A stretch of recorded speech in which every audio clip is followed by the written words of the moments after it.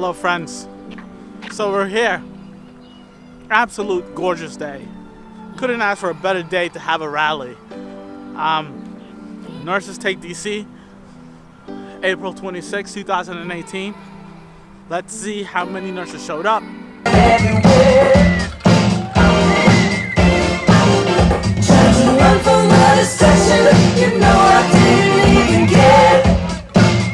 It is 11 a.m. right now, just the start of the rally.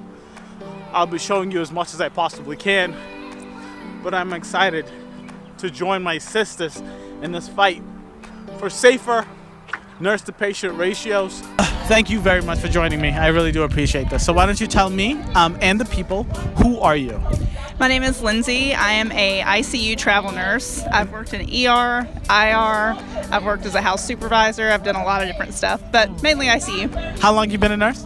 For 6 years. 6 years. You hear that, ladies and gentlemen? 6 years. All right. So where are you based? My home state is North Carolina, Okay. but I got really fed up with the staffing issues and decided to go to California. You're a smart lady. Smart lady. All right. Okay. So, most important question. You are here in Washington, D.C. I am. This is not Michigan. No. This is not California. No. Okay. Why are you here? Why is safe patient ratios important to you and nurses everywhere?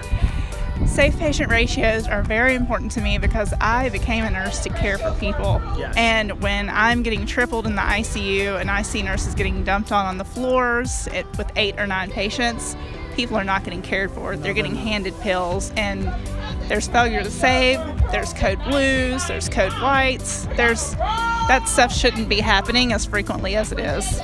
You can say that again. Yeah. Can I just, Lizzie, thank you. Yes. I really Yes, do appreciate dear. this. Go nurses. Thank you. It was awesome to meet you. It's a beautiful day, and most importantly, I love your uniform. Love it. Thank you very much. You're welcome. All right, so why don't you tell me and the people, who are you? My name is Julie Murray, and I'm a nurse in Michigan. Well, in the hospital that I work in, we have nursing ratios, and I want to help everybody else get them. We have them through our union contract. But I see nurses all over the country that are telling us about having to be assigned 9 or 10 patients or 5 patients in an ICU, and they're basically deciding who lives or dies. And I think that nurses are in this profession because they want to help and heal, and they are not being able to do it, and they're leaving. And who is going to come after me to take care of patients? So what I'm hearing is, first, it's all amazing. So first of all, you already have nurse-to-patient ratios, thanks to your union, which is super important. But the fact that you already have it and you've decided to take the days off, call out, get PTO, whatever you needed to come here and to support the other nurses makes it so much better. Can I just say thank you? You're I think it's very welcome. absolutely amazing. So when a nurse tells another nurse that it's not okay to bully or harass or intimidate another nurse colleague, that nurse is saying no to bullying and incivility among our peers. Negative and aberrant behavior undermines nursing practice, it undermines patient safety, and we have the courage to tell those bullies to cease and desist, don't we? Yes. When a surgeon strikes the scrub nurse in the back of the head to exert his power over her, do we remain silent? No. Did you see that video of that surgeon striking that nurse in the back of the head? We have to say no to actions like that. So whose voices matter? My name is Jessie. I'm a med-surg nurse from Georgia. Georgia, how long you been a nurse? September will be 2 years. September. Do you want to say who you are? You good? Sure. Who are you? I'm Brittany. And how long you been a nurse? Are you a nurse? May will be 4 years. You guys came all the way over here. Yep. Why don't you tell me, why is Nurses Take DC, why are safe patient ratios important to you? Well, it affects me every day. It affects my stress. It affects 14 hours of each of my day. It affects my patients when they can't get their pain medicine as quick as they want. Exactly. When I can't catch a patient going downhill as quick as I should because I have too many patients. So it should be important to everybody. So med-surg, are you in a hospital? I am, and also we are attached to the dialysis suite, so we get a lot of dialysis patients. And with dialysis, a lot of comorbidities come from that, so our patients are very sick. So.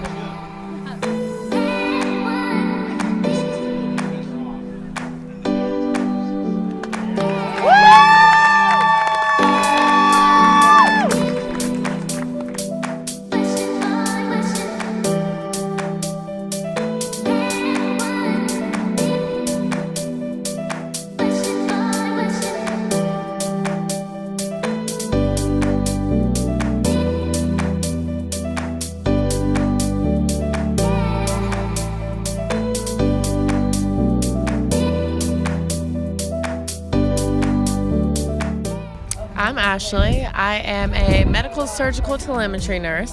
Also worked in a level 1 trauma ER for a few months. How long have you been a nurse? I've been a nurse for 5 years. And where are you originally from? South Carolina, Columbia. In February, I became a travel nurse, so I just finished my assignment in Arkansas. And I am heading to Boston. She's coming home, y'all. The best city in the world. Anyways, why are safe nurse-to-patient ratios important to you and important to nurses everywhere? Because the ultimate outcome is to benefit the patient. Exactly. You know, you give more time to the patient. A lot of times, too, you know, it's not so much getting them to a physical state of well-being, but also holistically, emotionally, too. A lot of these people, you know, don't have the greatest backgrounds, the greatest support, so to actually change someone's life for the better, not just physically, but all the way. I hear you.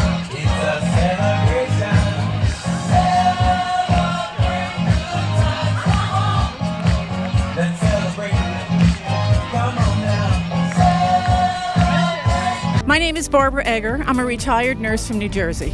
I split between geriatrics in a nursing home setting and acute psychiatric. Having been a nurse for over 35 years, I know what I am capable of. And I have to tell you, I was very good at my job. Good for you. And I knew what I was capable of. And there was no way that I could do what I should have been doing, given the number of patients I had and the number of staff I had. And whenever anybody from administration tried to tell me, well, other people can do better, I said, don't even tell me that, because I know it cannot be done correctly. And now, even though I'm no longer practicing, I'm on the other side. Exactly. I'm the patient. I have a father who's 87 years old. I've got grandchildren. I have people in my family that I love. And I want somebody to be there to take care of them. And unless there are enough staff to take care, when you're in a hospital, you need a nurse. Yes, you do. You're not there because you need surgery or you need physical therapy. All that stuff can be out. If you're in a hospital, it's because you need to be monitored by a nurse. Yes. And that cannot be done without nurses. Ladies and gentlemen, Barbara is the one. She's the one, the real deal. You are the kind of nurse we all hope to be. Barbara, can I just say thank you? First of all, thank you, because the confidence you have and the skills that you have had it's emanating. Like, I can feel it, first of all. And then most importantly, you're a retired nurse, but you're still fighting for us to have the right, and for us to have the care, give the care that we want to give. Well, I know other nurses are too busy working to be out here, so I'm hoping that I'm speaking for some of them. Thank you very much. And you guys will see the picture that I took with her and her friends. Love the hats. I think that's a great touch. Yeah. I'm Mary Colby. I'm a registered nurse from Massachusetts. Go Mass, go Mass, go Mass. All right, and then the reason we're here. This is Nurses Take DC. Why are nurse-patient limits important to you? Well, even though I'm currently retired, I chose to retire because the workload of nurses put me in an unsafe situation Exactly. Constantly, day after day, where I didn't feel safe in my practice. I hear that. No, I hear that. It's a really, really difficult thing. And can I just ask, what type of nursing did you do when you were a nurse? Well, for the military, because I was an Army Reserve nurse. Good for you. Thank you. Thank you for your service. And that's where I learned most of my medical, but I concentrated in the psychiatric nursing for adults. Yeah. And I worked for the State Department of Mental Health. Thank you so much, Mary. I really do appreciate this. We need more nurses like you. The fact that you're retired and that you're still here fighting for safe patient nurse limits, I think is amazing. So just thank you. And I appreciate that, but because we can make changes now, Yes. it's important in my retirement that I choose to stay and work this fight that we've been working towards for 20 years. Can I just shout out to the nurses out there? Just understand what's happening right now. She's been a nurse. She's done. She's retired. It's over, right? And she's still fighting for your rights. She's fighting for better patients' rights, because better patients make better people, better, and that just makes the world better. And safe patient limits have better outcomes for all the patients. All day, every day. Thank you. We have the individual collective strength to bring about change on whatever level we choose to do so. And as the most trusted professionals in the country, year after year in the Gallup poll, we know the public trusts us even if they don't really understand what we do and what we're capable of, it doesn't really matter. So we can choose to continue to gather together and speak out like we are today and leverage our identity, leverage that trust that the public has in us for the causes that call our name. And this is a cause that calls our name. So whose voices matter? Okay, so my name is Charlene Harada Wamana, and I work in ambulatory services at Bon Secours Hospital in Baltimore, Maryland. Why are nurse-patient ratios important to you and important to nurses everywhere? Nurse-patient ratio is so important because I have several friends that work in long-term care, and to have a nurse be 1 to 60 as a patient ratio is not given the proper care that every patient deserves. And with our population becoming older, more of us going to be in that situation. And what I want to do is cut that out now. Let's do safe patient care and long-term care, because these are the folks who were on the foreground to make life easier for all of us. So let's give them the opportunity to have safe patient care in these rehabs and these long-term care facilities as well. I love that. I love that. So so of course we want it in the now, because we do want safe patient care for the people today. But I love that you talked about the rehab, the long-term care facilities. Absolutely. Because you're right, the baby boomers they're coming into these long-term care facilities. Yes. We are going to need more patients, and if we continue at the pace we are going now, the administration is just going to add another patient to each nurse's work list instead of getting more nurses. I'm Janet Michaelis. I've been a nurse since 1974. I still work part-time, 2 days a week in an ER. You work part-time 2 days a week in an ER, and you've been a nurse since 1977? 74. 77, excuse me, 74. You're the goal. Thank you. Don't smoke. Don't smoke. You can drink a little. a little bit. Because a nurse can only be one place at a time. Yes. And if you have 10 people who need you, you are not going to be able to take care of everybody. It's not rocket science, it's just arithmetic. Did you hear that? It's just arithmetic. And I love that. So I was just talking to you earlier, and you told me a little bit, you told me something special. You said that you created something specifically for this issue. I would love to know, and please tell the people what this special thing is. Excuse me. Well, for Nurses Take DC has sponsored a group of volunteer designers and programmers to create an online reporting platform where nurses can anonymously report situations of unsafe staffing. What's it called? It's called Flo's Whistle. Flo's Whistle. Florence. Here's Flo updated. As you can see, she has an iPad. Oh, that's Flo with an iPad? Yeah. Welcome to 2018, Flo. Yeah, and she's happy to be here because she really loves the tech. She was big into statistics. Yes. She was a pioneer in data visualization to force policy change. So we're taking a cue from her. We're going to run this experimental data collection project for about a year. That's awesome. And we're just going to see what happens. It doesn't collect any data from the reporter about their identity other than that they say that they are a nurse, right? Exactly. And as far as location goes, they will enter a zip code of the facility, but it will be translated in the background into congressional district. So anyone will be able to go online and see a map of the United States, zoom in, and see what's going on in their congressional district. Now, it was just launched last night, so it's congratulations. Thank you. Version 1.0. So it's pretty bare bones right now, but that we'll be tweaking it as we go along. Ladies and gentlemen, so we're all here for a reason, and I think it's super important, and it's a great reason at that, fighting for the safe nurse-to-patient ratios. But there's very few people that I've talked to so far that have actual solutions to the problem that we're here for. So the fact that you created this thing, that you want to find the data, and knowing that there's been research through and through for the past 2 decades, 3 decades, saying that safe patient ratios is a good thing, but the fact that you have a tool that we can use to fix this problem is amazing. So just thank you very much for what you're doing. I figure at least, if nothing else, it will be a way for us to, when you're frustrated, you'll have something you can do. Exactly. You go home, you can blow your whistle, and we are putting these out. It has a QR code on it that takes you straight to the app. Awesome. You can wear this on your badge, and it's useful if you're going to the parking lot and you get scared, you can blow the whistle that way That's too. a very good one. It's a good reason too. So we've been having these discussions about how many nurses are enough for over 40 years, and really we haven't been able to get to the frontline data because the industry has set up that we can't collect it. Exactly. And so this is a way for us to collect it close, but not crossing over that line of violations and getting into people. Correct. So we'll just see what comes up on the map. Ladies and gentlemen, so can I just say something right now real quick?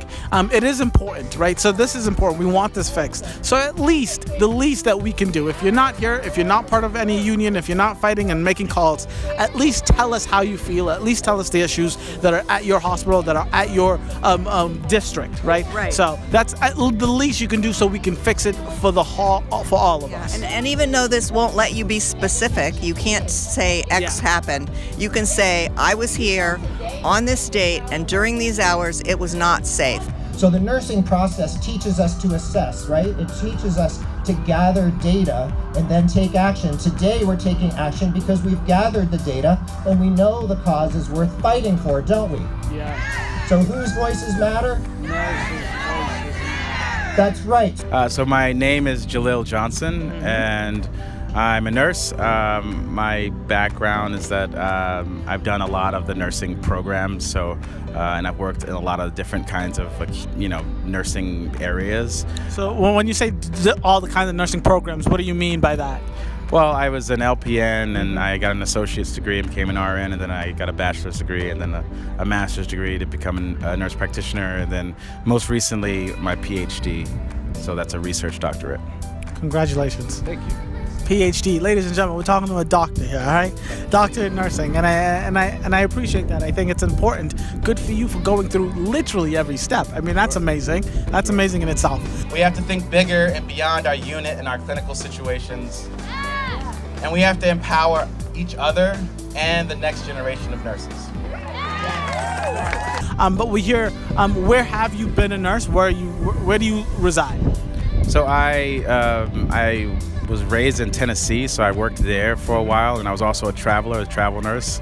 I now live in Massachusetts. So between Tennessee and Massachusetts, I've worked in all kinds of areas from med-surg to ICU, emergency room, outpatient, home health, psychiatry, adult medicine.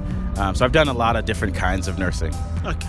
And that's amazing, and it's good to see. It is good to know. So you've dipped your feet in a little bit of everything. So I think your opinion is going to mean a lot. All education levels, all different types of nursing, all different fields, and in different states. I feel like you are a great person to ask this question too. All right. So nurses take TC, safe nurse-to-patient ratios. Why is that important to you? What does that mean to you? And why should it mean a lot to nurses everywhere? Sure. So I've been an organizer for Nurses Take TC for the past 3 years. And my why for getting involved is that mostly because of my experience. I actually left different kinds of practice environments just because of the safety issues or feeling overwhelmed or burnt out. And I continued to move on. Some of it that was ambition, some of it was that, but some of it was also, working in an area where you feel like you can't do the job that you were trained to do. Yes. So I thought, well, I'll just get a different specialty and I'll work in a different place. And it kept happening in every specialty and every place that I worked. And I thought, well, maybe I need to become more educated and have a different skill set, and that would help. And that didn't really make that much of a difference, which each level of education and each certification and each specialty that I earned, it didn't change the fact that my employer could give me an assignment that was unsafe, or put me in a predicament where I was going to jeopardize my license. And that involvement can be online, it can be calling your representatives, showing up at town halls, joining local nursing advocacy groups, unions. It doesn't matter. Just get involved and bring your friends. That's what I plan to do when I go home. And I thank you all for showing up. And Nurses Unite, I'll talk to you guys in the crowd. We're here together today because we believe in the strength of numbers, in the critical mass of nurses who believe enough in themselves and in our profession to stand up and speak out. So in the end, our voices matter because every person's voice matters. Every firefighter, every accountant, every Uber driver, every gasoline station attendant has a voice that matters, but not all of them have the privilege to have a public stage like this. So we need to carpe diem, we need to seize the moment and believe in our individual and collective courage and power to affect change in a complicated 21st century world. So friends, feel your power, connect with it, play with it, amplify it, bring it up from your belly and shout it to the treetops, shout it to the Capitol. Whose voices matter? Nurses' voices matter. Whose voices matter? Nurses' voices matter. Whose voices matter? Nurses' voices matter. So go out there and speak your truth.